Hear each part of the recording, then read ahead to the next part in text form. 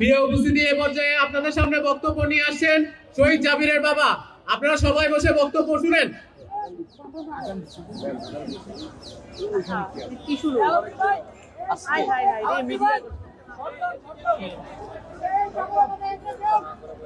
আমি বললাম কি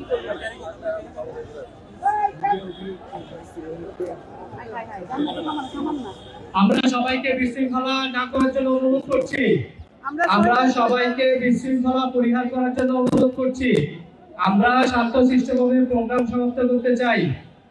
জাতীয় বিপ্লবী পরিষদ সকল প্রকার বিশৃঙ্খলার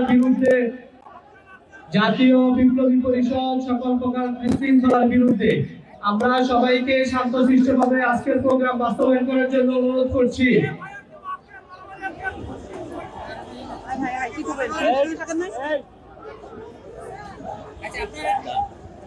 এখানে যারা বিশৃঙ্খলা সৃষ্টি করছেন, আপনারা কিন্তু এই শহীদ পরিবারের সাথে, আপনারা এই আহত নিহতের পরিবারের সাথে আপনারা বেইমানি করছেন।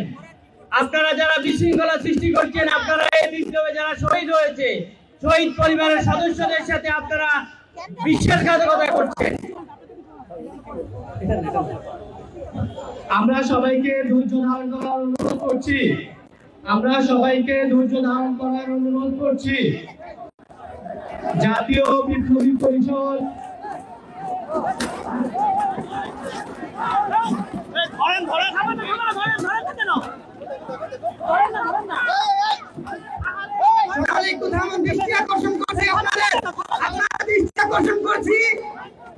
সকলকে দৃষ্টি আকর্ষণ করছি। থামুন, এখানে